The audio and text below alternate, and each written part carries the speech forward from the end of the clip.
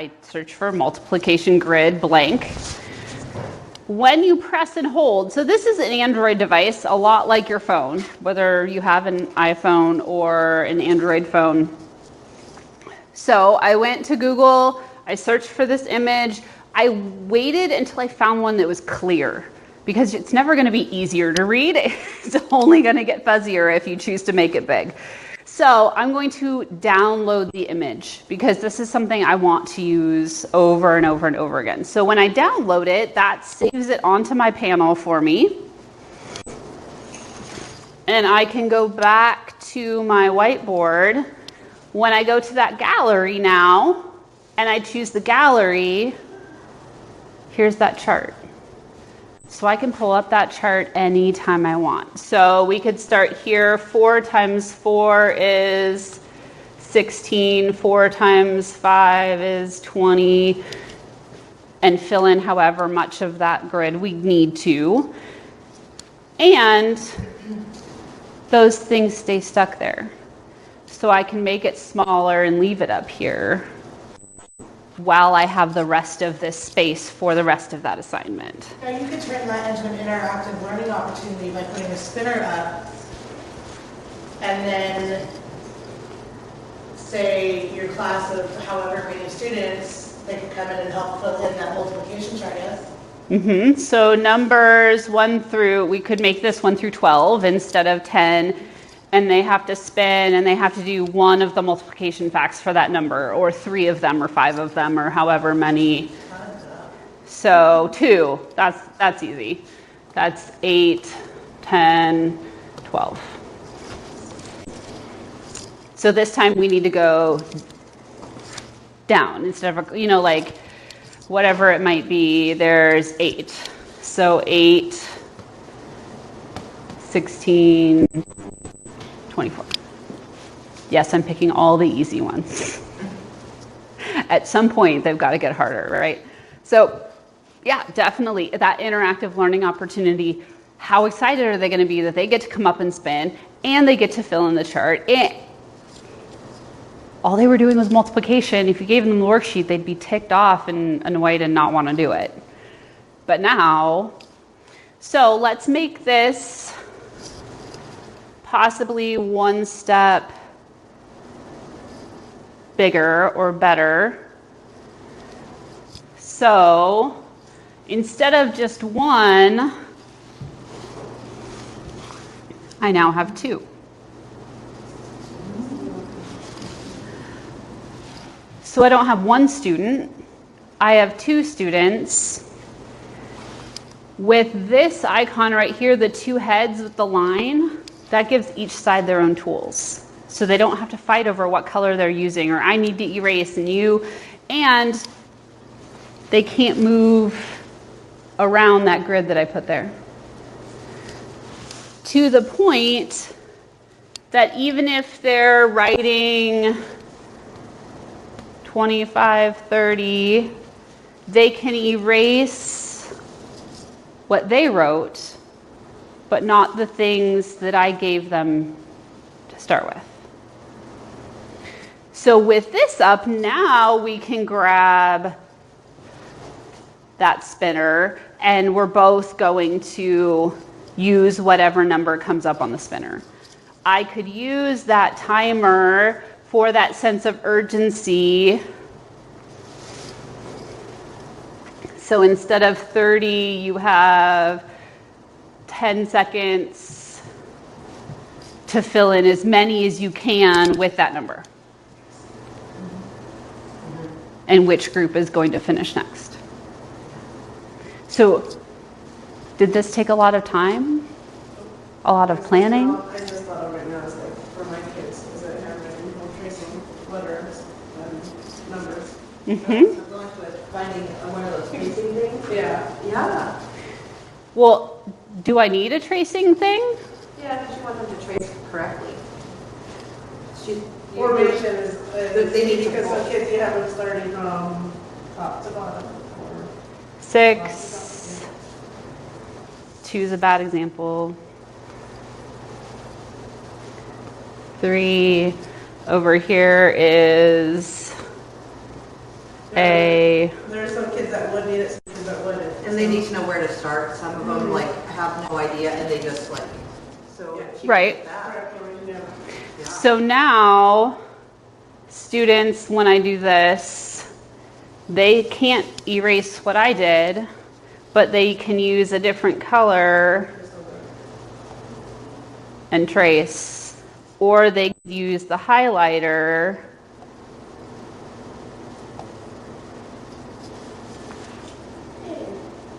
So could you go find a worksheet? Sure.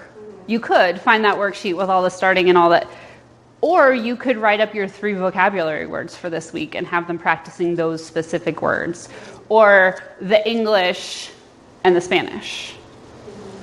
So you were just on a whiteboard, you just got the lines, no, originally, when you were doing it, when you were writing it. So Okay. show me what you did. You basically got your lines up there, and then you wrote something, Right? and then you clicked the 2 heads. Mm-hmm. Okay. So that's all you had to do, and then whatever you write is still there. And so you could let 2 students come up, they work on it, then they can erase their work. 2 more students can come up. Okay. Okay, good to know. So again, making the most of your time. You set up that template once and you can rotate all of your kids through doing that activity. Yeah, I can see that you're doing that during my, independent time. There's when I'm doing small group reading, I have to set up with a teacher, an independent group, and they have an activity. Sometimes there's those early finishers, so you're like, okay, if you finish, you get to go on to the, use the Promethean. So that would be like an incentive. Okay, you got to do all your work. If you do all your work, you get to go use the board. Yeah. And part of what I love about this is this didn't take hours to set up. Right? This is very applicable to what you're doing. It's the exact words that you're learning today. It's encouraging to them, and you were teaching as you wrote the words and set this up and said, okay, this is what you're going to do if you finish early. By the time you said that, you modeled what they were going to do. It was set up and ready to go. You didn't have to worry about any prep ahead of time. You can use it for an entry and exit task too. Quick and easy out the door for any grade level, really. How would you, when you do the screenshot though, it's going to do both kids, right? Okay, so you do the screenshot, So then they could erase it, and then it would still be there. But how would they name it so we'd know whose it was? They just write their name at the top. or at the bottom or on the side, or just like any other paper, how do you know who does what? Right. You write your name on it. I was just thinking of the file names. Yeah. But Well, the screenshots are just going to go back into your whiteboard. Right. So you're going to have all of them, and you can, on the new panel, when you screenshot, it will let you choose what piece you want to screenshot. oh, really? So you could do this side and then that side. And honestly, you can teach the kids to do that. They know how to do that. They learn super quick. They know how to do it. You can have, that's your last task at the station, is to take screenshots of your work. No big deal. So, how can we use these tools to put all of these things together? The other thing is, you were talking about blends. So I could write at, on, whatever those are, and FL, and so I have all these blends. Now their job is to come up and make words. How many words can you make? Some of the kids are ready to write all by themselves. Some of the kids want to add on to something you already have there. So giving them that flexibility. Do I want to create it by myself? Do I want to make up words? Things like that. So again, really easy as we're talking about different pieces of content, ways to get that interaction, even if it's at the end of work as the get it done and you can do this, or one of the centers during reading workshop time, or any of those things.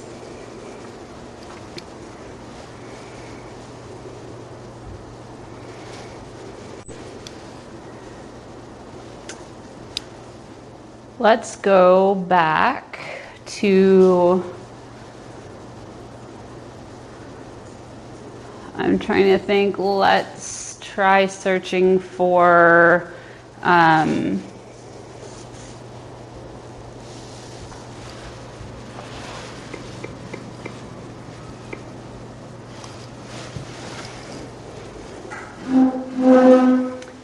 talking about compare and contrast. So these are all the same story, but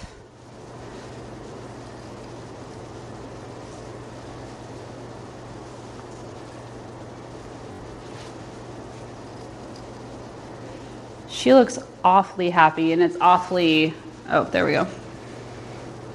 So this is not something I would want over and over and over again, right? This is something I just want right now. If I say share image, one of my options is whiteboard. So that's going to take that image and dump it in my whiteboard. So let's go back. Close that one.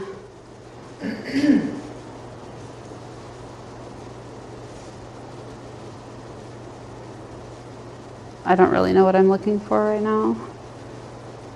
There's the BFG.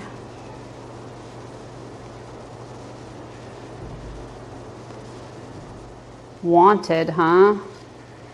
Poor Goldilocks. She's just a crazy villain.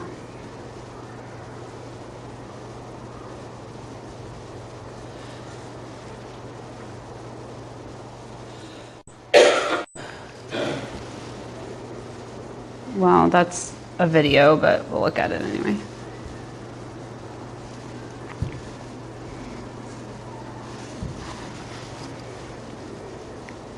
So you just hold it down and it comes up with? Mm-hmm.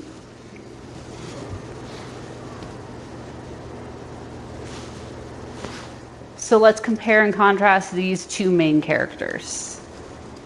They're both Goldilocks. What's different about them?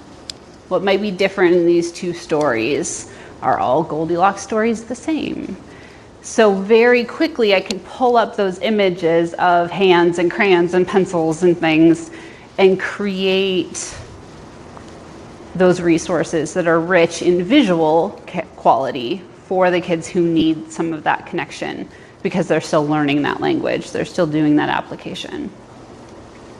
So again, when you're in your browser, you can press and hold and say share. One of the options, oh, let's make it big so we see the image. There we go. Press and hold. It says share. And it says import image and gives me a picture of my whiteboard. What's the one that says add to? When you go back to the other screen, there was an add to. No, it was When you go to the smaller. a smaller screen. Yeah, like right there. That's a bookmark. Oh, okay. So I can bookmark things, Yeah. or I can go to that website, or I can. So just like on your phone, when you want to change what things look like, you press and hold. If you want to download something, you press and hold. When you want more options, you press and hold. So this is an Android device, a lot more like your phone or an iPad than like your computer.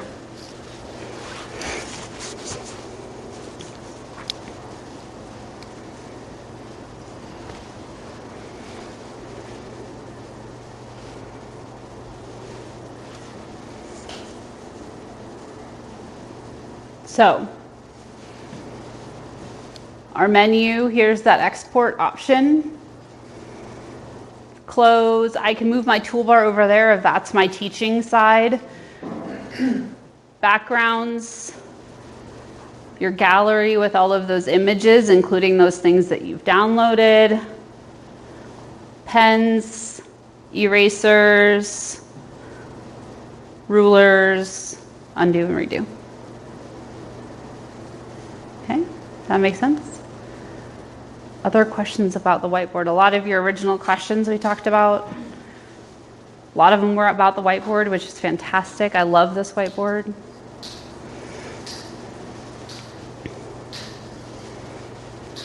All right. So we have an hour-ish.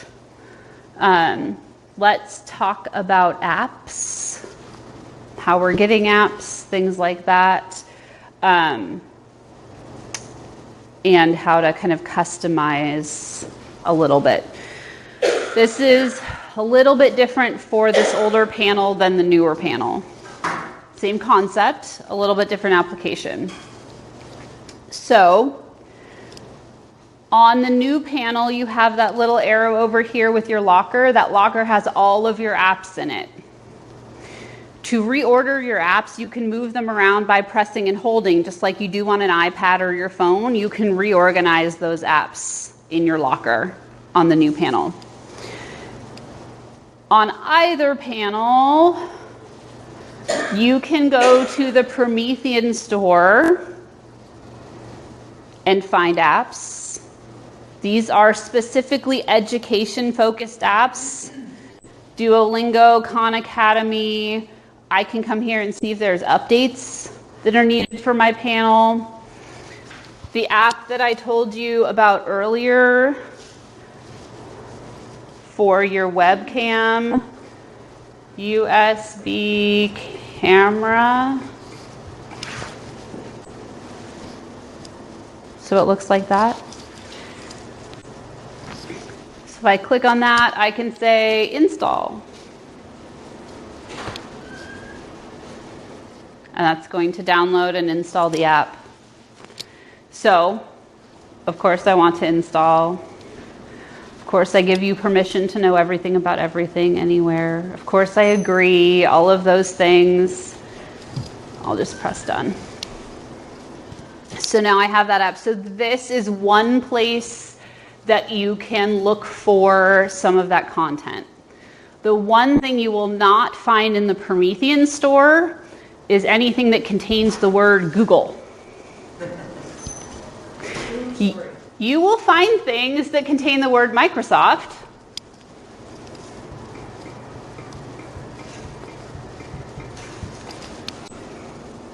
Like PowerPoint. So if people want to have their PowerPoint on a thumb drive, they could just plug it in right here and open that PowerPoint. So they wouldn't need to plug a computer in at all or deal with Drive. So PowerPoint, Word, Excel, any of these things that if you use any of these. So this is one place that you can find things. Where is the other place that you find apps? Play Store. Play Store. On this panel right here, you have all these 4 squares. This is your waffle. That gets you to all of your apps. These are in different categories, seemingly randomly. The Play Store will get you access to all of the apps. So we search not in front of students. Number one, not a good thing to remind students you can do. So I know that this is already on here, but we'll look at it anyway. Fruit Ninja. If you're going to install an app on your panel, you need to have an educational reason why you're doing that if someone decides to ask you about it. Why would you use Fruit Ninja? Assuming Fractions. You could, everything is half, so it's not very exciting fractions, but you could. Could this be a reward? Yes. Could this be indoor free time, indoor recess, earned time? It could be that. I play Fruit Ninja, single player version of Fruit Ninja, with multiple people. If you put 2 students up here trying to play the same game of Fruit Ninja, what are they going to do? They're going to talk to each other. They're going to communicate. They're going to use language. They finish once, they get a score. What are they going to instantly do? Can I beat it? Can we try again? And I say, well, what are you going to do differently this time? Let's make a plan. If you do that, how is that going to help you? Cool. The 2 of you, this is what you're going to do. That's your plan. Let's put it in practice and see what happens. What are we doing? We're communicating. We're getting along. We're using language.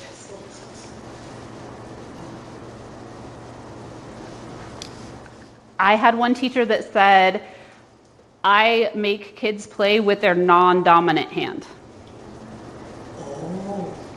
What would that emulate? It would help with challenges. How do different people face challenges? Empathy.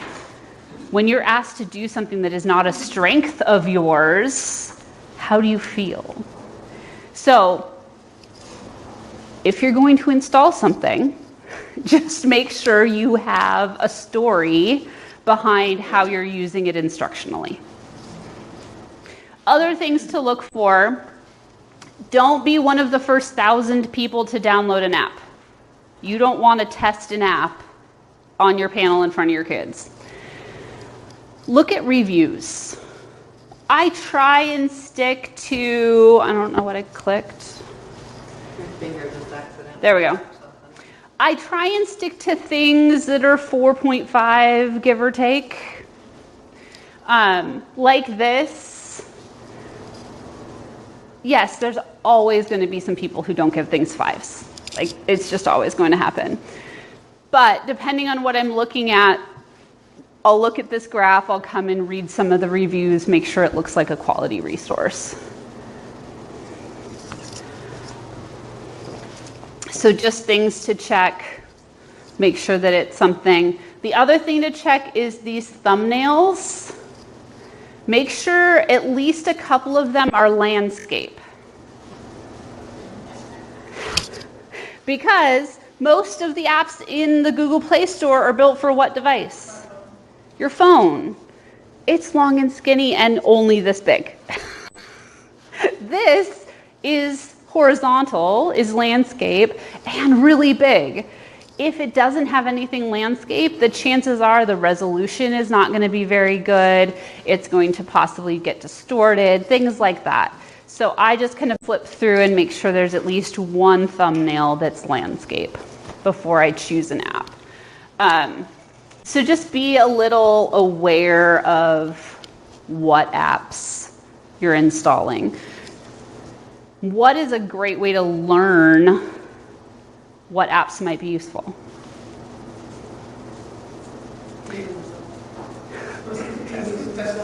Test them, use for yourself. You could test them, absolutely.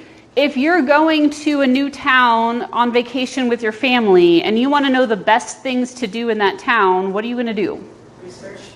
Research by going to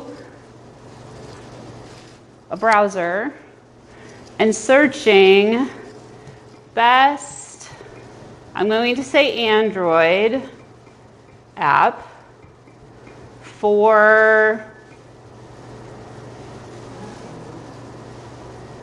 teaching for decoding.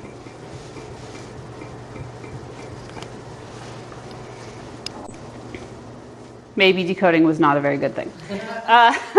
Because apparently we're doing that. Well, we're not video editing for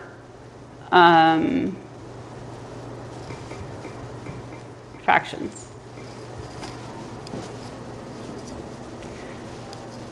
So I see all kinds of apps, top fraction apps and websites.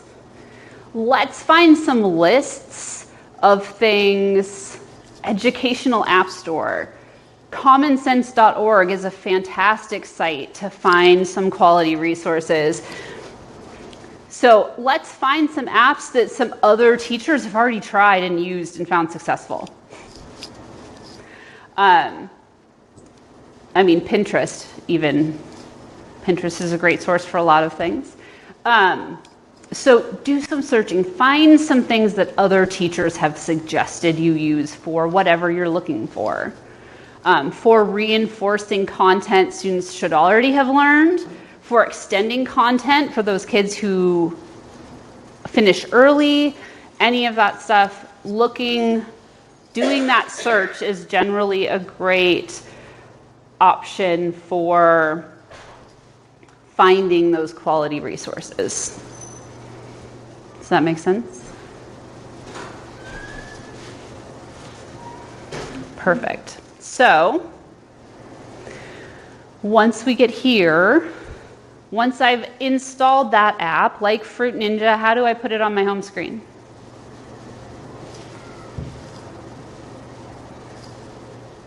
Press and hold. And it says add bubble. It's going to say, hey, what kind of bubble do you want to add? I only use these two. Generic app and folder. So on the panel in the boardroom, you might add an app here for PowerPoint. So people just click on PowerPoint and open PowerPoint. Generic app, then I can find that USB camera. So I can open up my document camera. I can find generic app. I can find Fruit Ninja and have kids all day saying, when do we get to play Fruit Ninja? We get to play Fruit Ninja today, right? If you don't want it here, if you don't want kids asking about it, press and hold and it says remove. If it's not here, they won't ask you about it.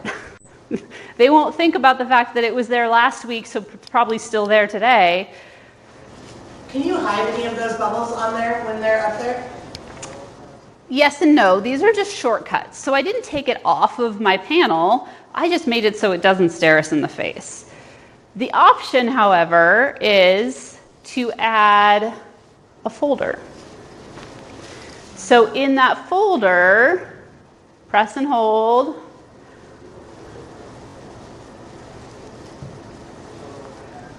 If I get more than 4, the 5th thing I put in that folder doesn't show.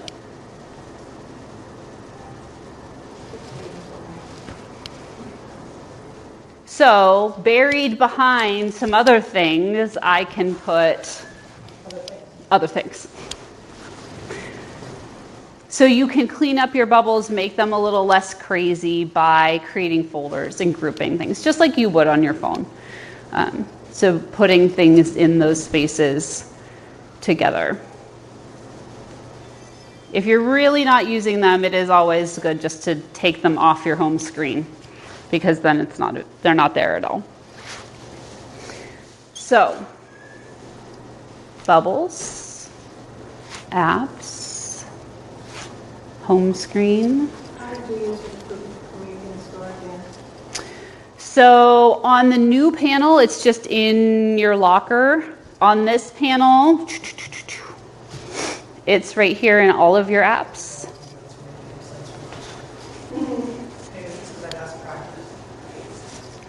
And in the internet category, it says Promethean store. That's also where you'll find the Google Play Store, where you can find PowerPoint. So if you find Google Play, you can find PowerPoint. Same thing as if you found it in the Promethean store.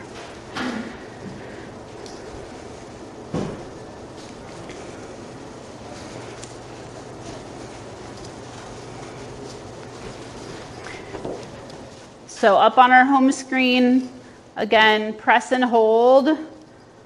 We can add a bubble. and I'm going to choose one of these two, generic app or folder. Generic app is that list of everything that's on my panel. So Candy Crush Saga, which I haven't come up with a good educational story for that. I didn't add it. If I decide I don't want it, press and hold and remove. So this easily is something that you could change every week or with every unit you're teaching or every day if you wanted to put things up here or take things off. It's here for you to customize just like the desktop of your computer. So whatever is going to work the best and be the most efficient for you. Okay? So all of these tools in the Promethean toolbox, all of the tools that we can add to our home screen from the Promethean store, one of the links on that document,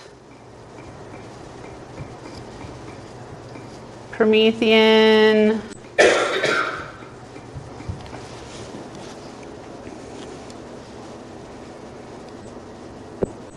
I should have said Learn Promethean. Yep, no.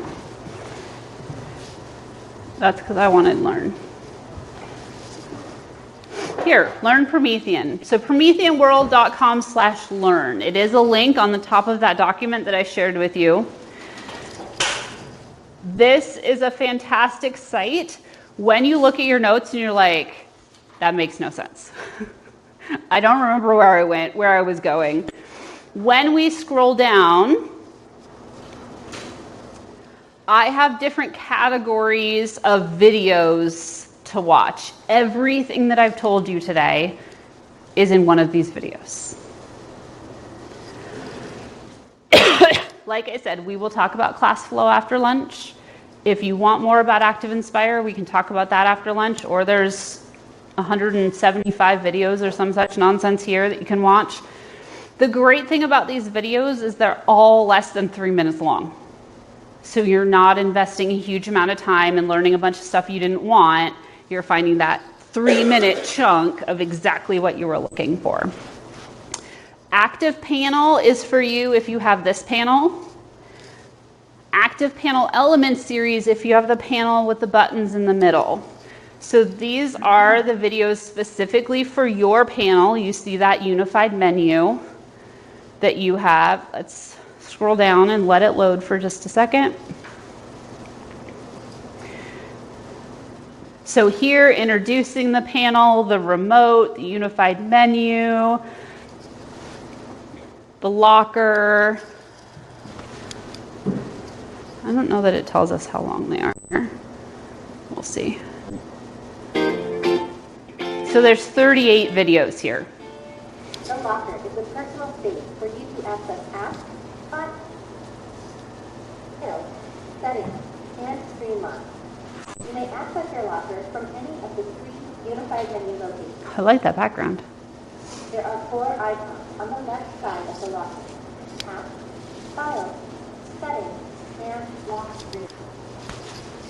Apps will allow you to view and access pre-installed Promethean apps, such as Annotate, Type.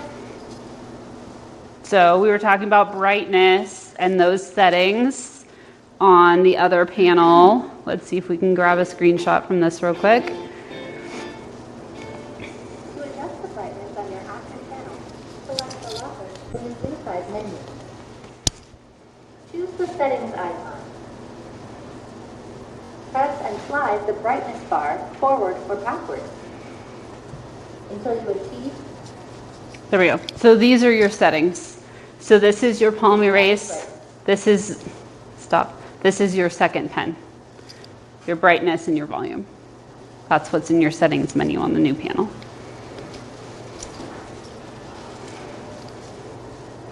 So again, when you're like, oh, she said something about brightness.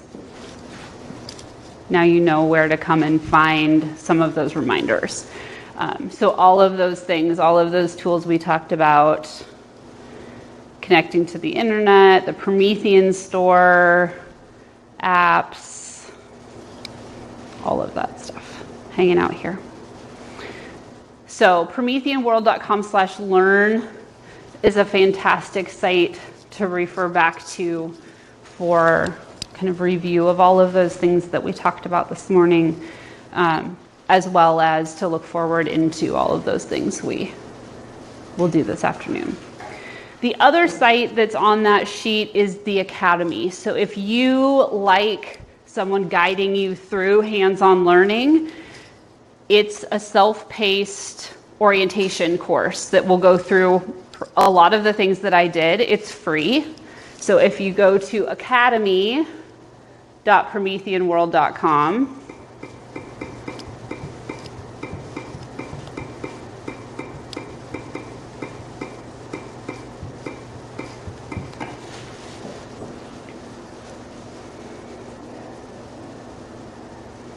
so here's where you can take some of those interactive courses.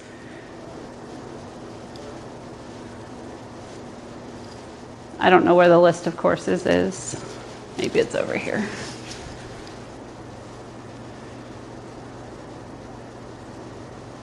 Oh good, another video. Not what I wanted. Anyway, there's a course on the panel, there's a course on ClassFlow if you want to kind of have someone again guide you through that you can stop and use and go back and forth. So just another learning opportunity if that's something that interests you. So don't want you to think that this is all and no one's ever going to give you things again. The other thing that I will give you is my email address.